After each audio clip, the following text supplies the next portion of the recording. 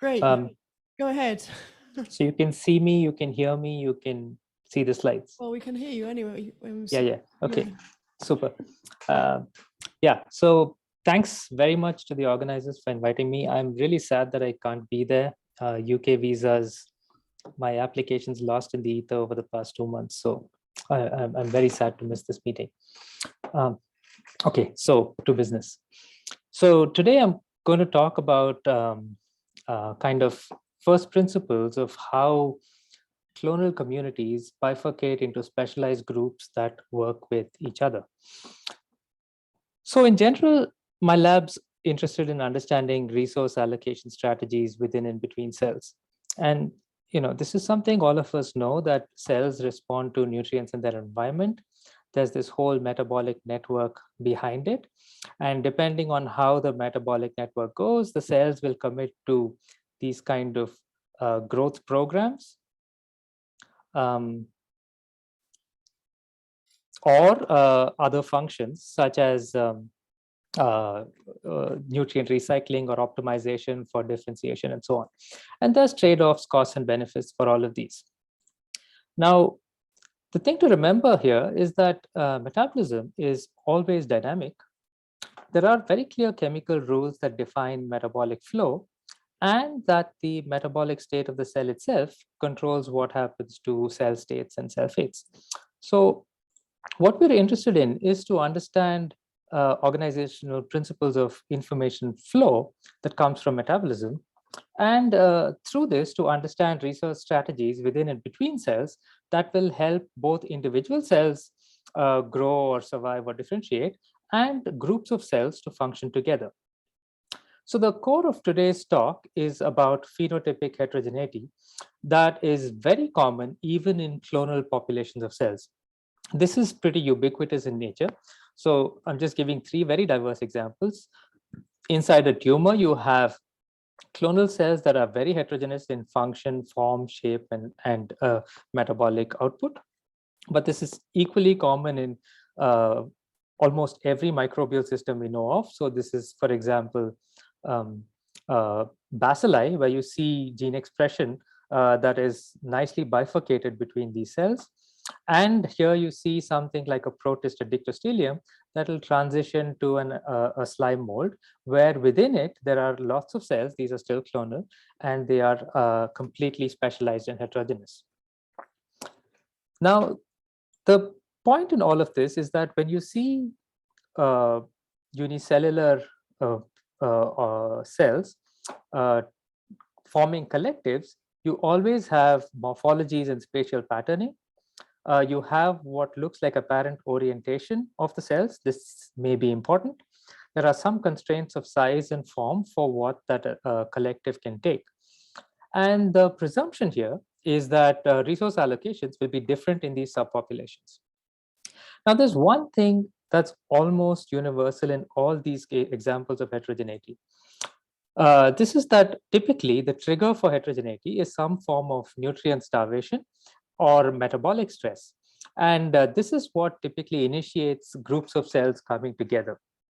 So some years back, we just started off exploring to see if there's an underlying logic to phenotypic heterogeneity that can be derived from first principles of biochemistry and metabolism. So really today's talk is a kind of a fun exploratory first principles talk, where we are searching for biochemical basis of how groups of cells phenotypically diverge but form collectives. And so the way we'd ask this is ask what kind of metabolites can bring cell groups together versus separate them. What kind of resources are required for different cell groups? This is the resource allocation problem. And then can we have examples of individual and collective metabolisms that have different efficiencies, which will enable multi-state systems or multiple groups of cells to coexist, and also ask what kind of biochemical trade-offs might exist within the system. So this whole exploratory series started some years ago when a postdoc, Sriram, in my lab, was playing around with some colonies of budding yeast. Now, almost everyone's seen colonies of budding yeast in the lab in high glucose, and this is what they look like. They're smooth and utterly unremarkable, uniform and very boring. But it's also been known for a very long time that if you put these same cells in low glucose, where there's essentially no glucose in the medium, the colonies that form are beautifully structured. There's some kind of morphology, some kind of orientation, and beautiful architecture. Now, Sridhar made a surprising accidental observation when he put these in a bright field upright microscope and reconstructed the images. And what he saw was that within this organization, you could see a beautiful patterned colony where it looks like there are very clear regions in the colony. And so just for simplicity, he called these dark regions and light regions, and he calls the cells light and dark. There's nothing really light or dark about them, but this is just an optical property. So we're going to use this nomenclature for the rest of the talk. Now, when he looked at this, we thought maybe there's something interesting going on there. And we thought, let's see what's happening metabolically in these colonies without trying something very complicated. So the expectation for a colony that's growing in low glucose is that every cell should be doing gluconeogenesis. This is making glucose, and this is considered a necessary metabolic process in low glucose. And this is what you'd see in a liquid culture. So all cells should be doing this. Except that when we looked, we were in for a very nice surprise. As the colony developed, this is what we saw, that the regions that did gluconeogenesis over time patterned into these distinct, what looked like the dark regions of the colony. And so there was a puzzle here. If only these cells are gluconeogenic, what are the other cells? And this is where the big surprise came. All these cells, which are over here, were actually very highly glycolytic, which is almost impossible in a media that has no free glucose. So this was really the paradox we started confronting. How can you have highly glycolytic cell populations in gluconeogenic conditions? How do you get to a second state? That seems impossible, right? And within this, the other clue is that there's very clear spatial organization that seems to be very, very important of the two groups of cells. So we started by modeling this. This is in collaboration with my longtime collaborator, Sandeep, and his student, Baiba. And the first model we built was a very simple coarse-grained model. Essentially, all we have in the model is the assumption that over time, the cells start producing some resource that diffuses out into the system. And then some cells take this up and stochastically switch to consumers of this resource. And maybe that's how they become glycolytic, right? And we put in a few parameters that would keep this in place. So there was nothing complicated in this model. And then we tried to simulate what happens to the colony. When we built this model, through repeated simulations, we could actually get remarkably beautiful, nice expanding colonies over many days. So these colonies are mature colonies, 5, 6, 7 days old. And we could reproduce patterns that look like the real wild type colony. And the key controls were that if we prevented the production of a resource or the sharing of a resource, we would still get colonies that were alive, but you would not have patterning in two states. So the model essentially predicted the following, that a resource must be made and shared by cells in order to get this pattern and organization of two opposite states, and that the resource utilization controls switching and expansion of cells into the light state or the light cells. So now I'm going to summarize a very elaborate biochemistry story where we look for the resource and we use these criteria. The resource should be put out into the environment. Resources must be taken up by the cell, and only if this resource is consumed will it drive the emergence and expansion of these light glycolytic cells. And of course, if it is a controlling resource, blocking the utilization should prevent the formation of these second light glycolytic cells. We identify the molecule. In this case, it's a gluconeogenic product called trehalose. This is a disaccharide sugar that can be broken into two molecules of glucose when consumed. We could see that it nicely built up over time in the environment. And using very nice carbon tracing and labeling, we could show that only the light cells or the glycolytic cells would take up trehalose, break it down into glucose, and consume it. So we could nicely establish that this was the controlling resource that was being produced and put out. And to show that it is a controlling resource, we did these experiments where we either blocked only the uptake or the utilization of this sugar. And the purple you're seeing is the emergence of these light glycolytic cells. You can see this in wild type colonies, but this is completely blocked in colonies where you prevent uptake or utilization. So we had the system now. And what was really nice was that the model predictions and the actual experimental data surprisingly just correlated beautifully. So one very interesting point emerged from the model. This is that this external resource, trehalose, has to be built up to a high amount, and then once it's consumed, it drops. But only when it starts being consumed will you start seeing the emergence of the glycolytic cells. So we tested to see if this was actually true experimentally, and this is almost exactly what we saw, that we see a linear increase of gluconeogenic cells over time. There's next to no glycolytic cells, but then around day 3, day 4, day 5, it shoots up exponentially, and then you start having glycolytic cells.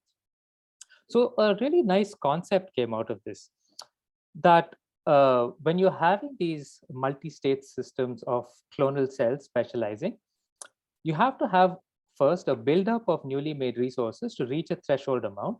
So in this case, the dark gluconeogenic cells, which are the expected metabolic state, start the colony, build up trehalose, put out a lot of it.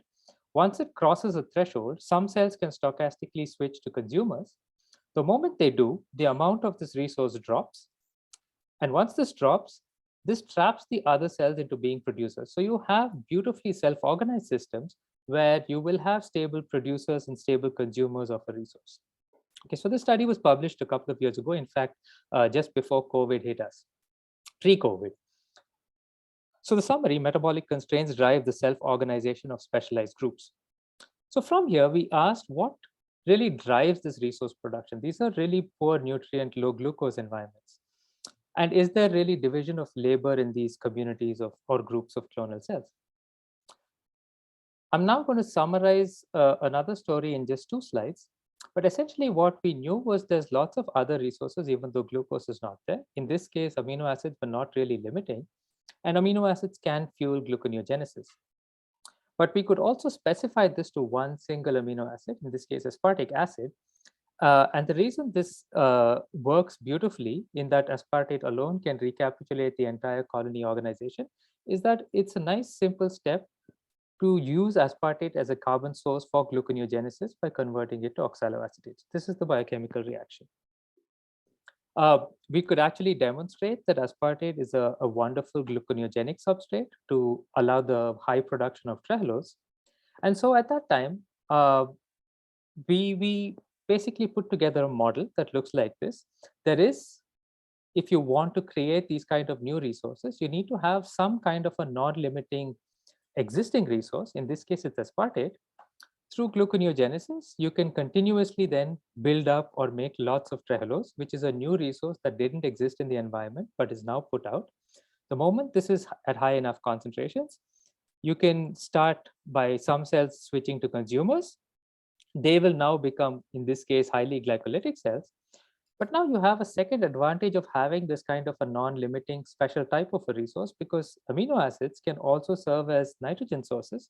In this case now, the glycolytic cells can consume aspartate for the usual things like nucleotide biosynthesis. So they get an added advantage of what you'd call resource budgeting for carbon and nitrogen.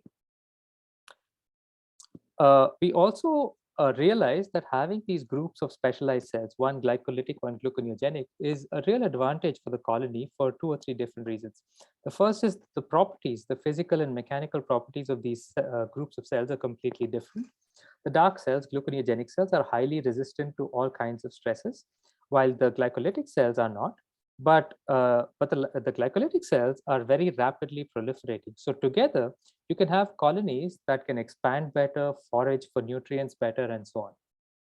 So summarizing this, essentially what we could see is that each specialized metabolic state has clear advantages. There's true division of labor. This allows a community, a clonal community, to adapt to fluctuating nutrient environments and provides clear growth advantages.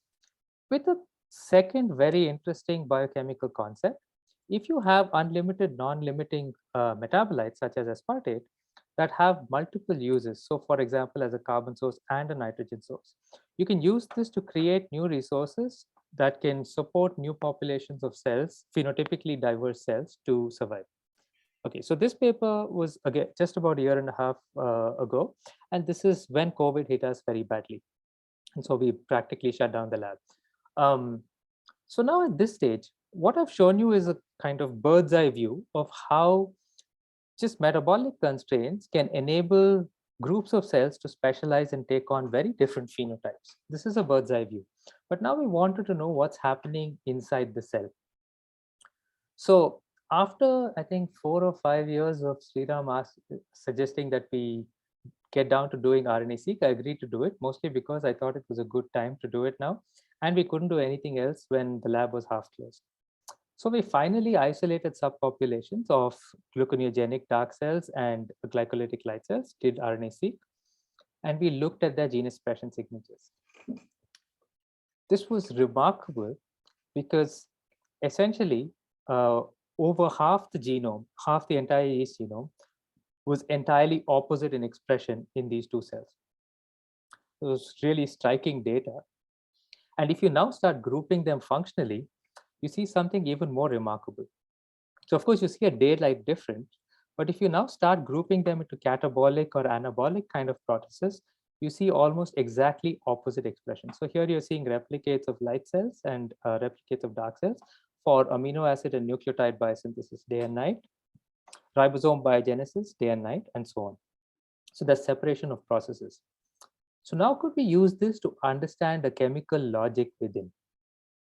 And while looking through this data, it reminded us of a landmark paper from almost 20 years ago, 18 years ago, called The Logic of the Yeast Metabolic Cycle.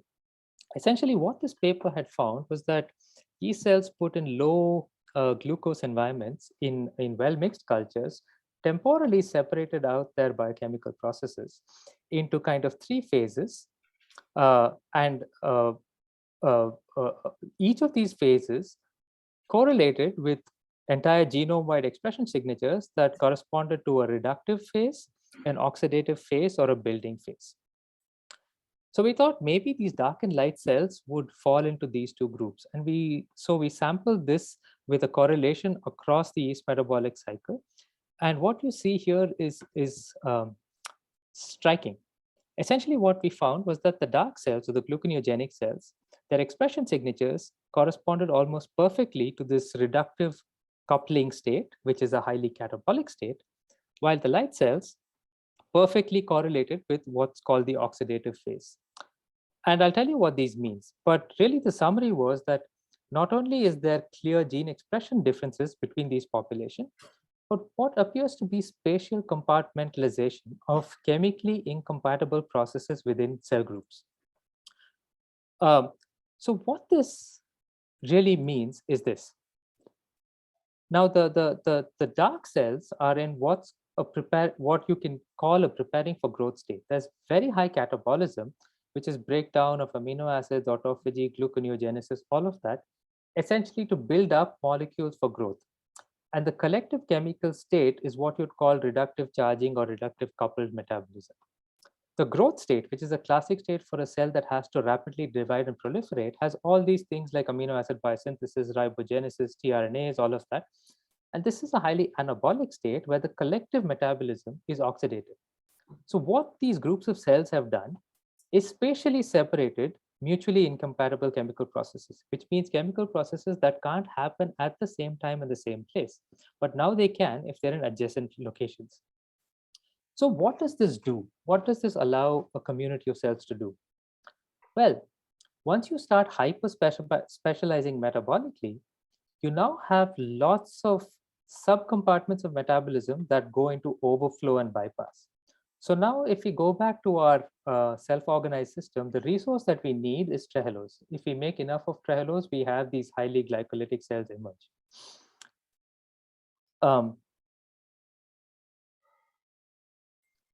So you can see these highly glycolytic cells emerge. What you see now in the dark cells is the following.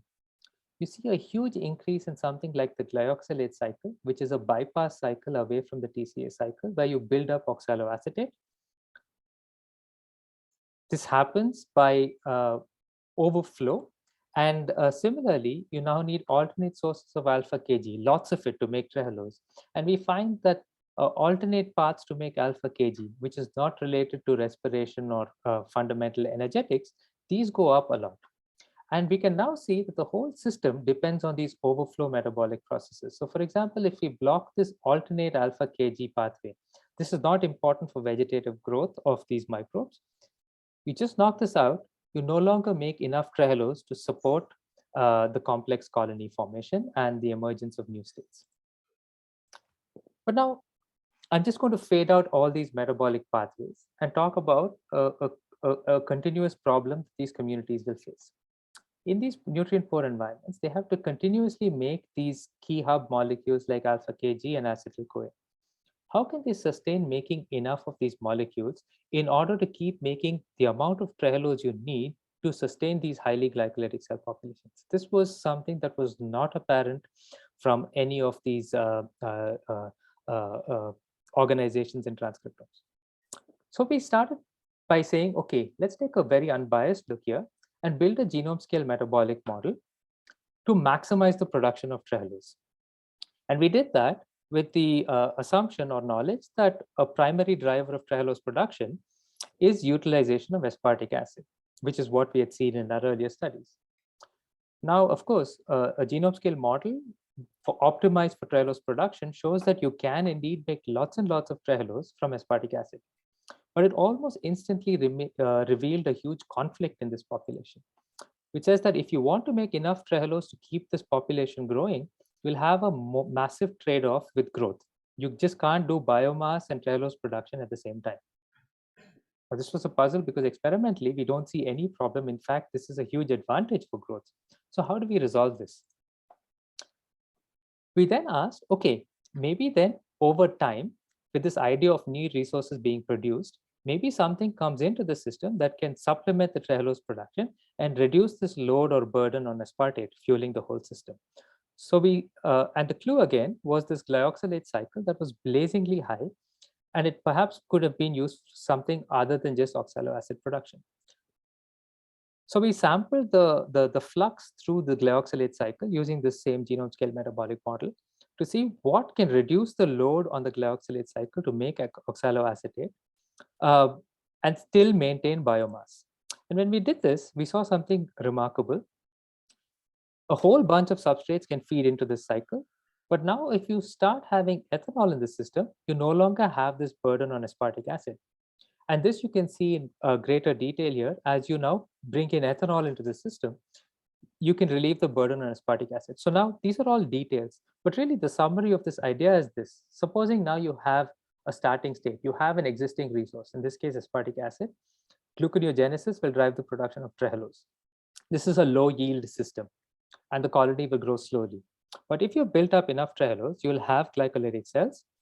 Once they emerge, now they can do something else. They can ferment glucose, which means they start producing ethanol.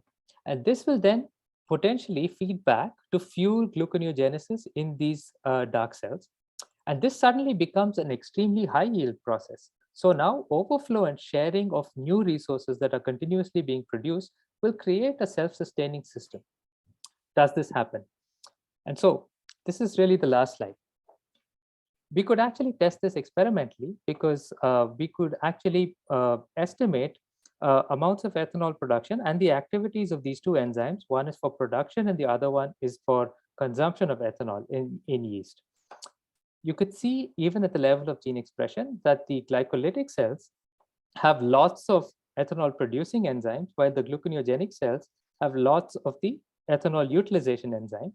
If we now put it back into the whole feedback cycle, you see this exact opposite expression pattern where production of ethanol and consumption of ethanol is perfectly anti-correlated between the light and the dark cells.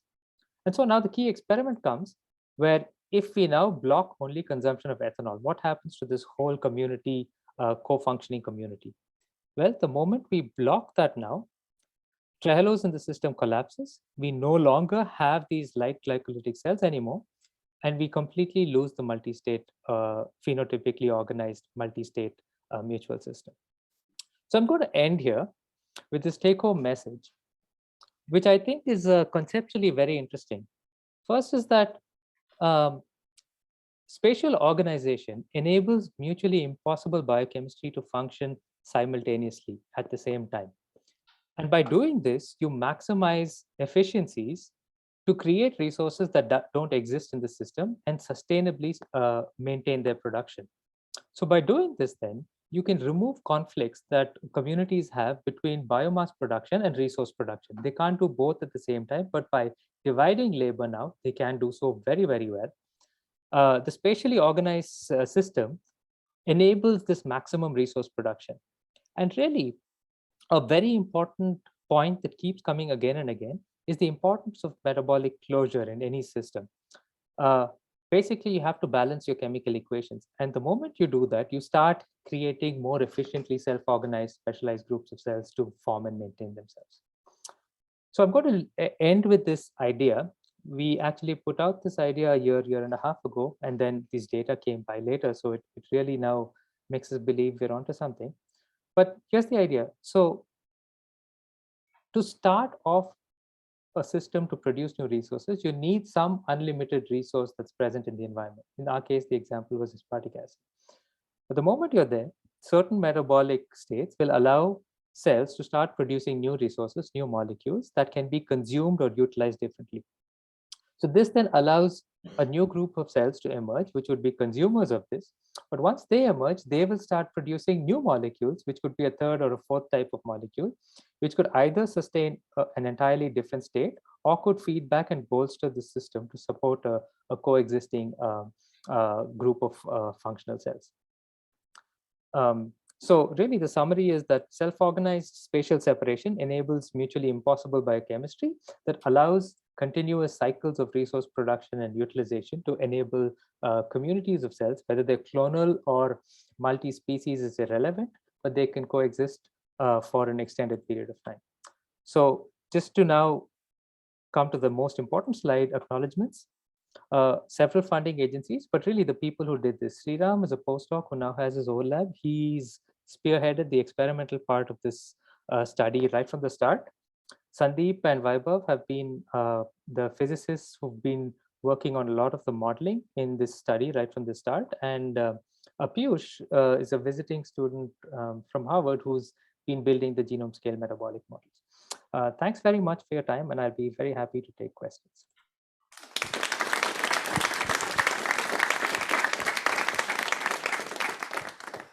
Thank you very much, Sunil, for a beautiful talk. Does anybody have any questions? I see that Orkan's got his hand up first. Why don't you say the question and I'll repeat it? I have two questions and very nice talk and a comment. The questions are very quick. Have you looked at NADH, NADPH dynamics in these cells? I know. Let's just start with that. Did you hear that, Sunil? No, absolutely not. Okay. Have you looked at NADPH dynamics in cells? Yeah, we haven't directly, but we have inferred those dynamics. And in fact, that was one of the first things we wanted to get a better understanding of. So what we can see, I'll try to summarize this very briefly, is that the cells that are in the oxidative state have very high production of NADPH, and they need it for their reductive biosynthesis to sustain growth. But they maintain relatively lower pools of NAD, so the ratio of oxidative capacity is maintained, and it's the reverse in the gluconeogenic cells. So what they use for their primary energetic needs, say the TCA cycle or something, is the same in both. But what you use for biosynthesis versus degradation is kind of the opposite in these states. So yeah, we have an idea which we can infer from our genome scale models and gene expression. The related question was whether they looked at oxygen. Okay. Okay, next question is, did you look at oxygen? Because we would expect the oxygen levels to be different in the two cells. Yeah, so the oxygen levels are different. This is not, so we haven't done this, but a couple of other groups who have just been looking at colony morphology have done this.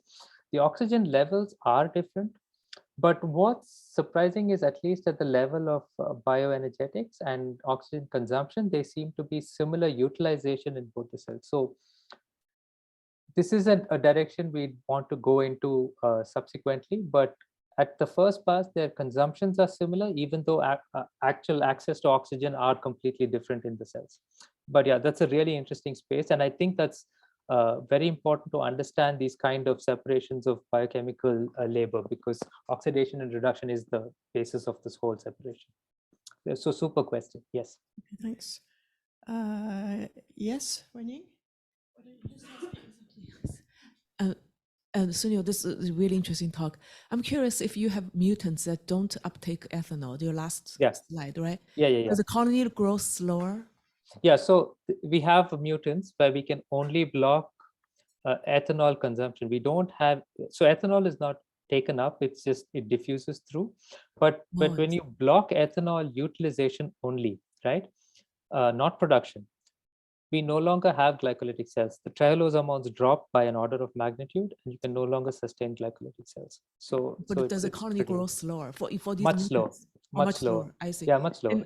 And a related question, right? So could you, from the model, could you have predicted the ratio of the two states? I mean, two types of cells?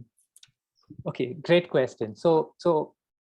Okay, so just for knowledge, the distribution is about 70-30. 70 are gluconeogenic, 30 are glycolytic, and that ratio is maintained as the colony expands. The best prediction actually came from the very simple coarse-grained model, which didn't even make any assumptions. All it did was say triallose is put out and consumed by some cells. That one came up with a prediction of around 65-35. All the other models that we made later on are actually not that good at predicting the composition. So we have to still think about what made our very, very simple model very predictive. But it's also now, I think I'm just starting to appreciate more and more the very simple models that make very little assumptions. They tend to be more informative than the very detailed models that you start to build. I think we have time for one more question. Yes, Kieran. Thanks for a great talk, Sunil. So triallose is a classical storage molecule, right, for yeast? That's right. So what prompts cells actually, what triggers them to secrete it out, and are the transporters known? Yeah, so both superb questions. Actually, you asked a very hard question, which we've also been trying to figure out. So there's no known transporter for triallose, exporter for triallose, right? There are transporters that take them in. As far as we know, we have no idea if it's being secreted or if it's coming from a small population of cells that are dying or something like that. Okay, so we don't have that answer. But we haven't, what we can see is this clear buildup, and we don't see too much cell death in this system yet. Cell death happens after a week, 10 days, 12 days, but not early on. So we don't know the answer to the question. But right now, the working hypothesis is that some of the existing transporters can work bidirectionally, and this depends on the internal concentration of triallose. So these gluconeogenic cells have insanely high amounts of triallose, to the point where it's almost 70% of their biomass, which means maybe they just reach such high concentrations that now existing disaccharide transporters start functioning in the opposite direction. That's the working hypothesis. Okay, thank you again for a really nice talk.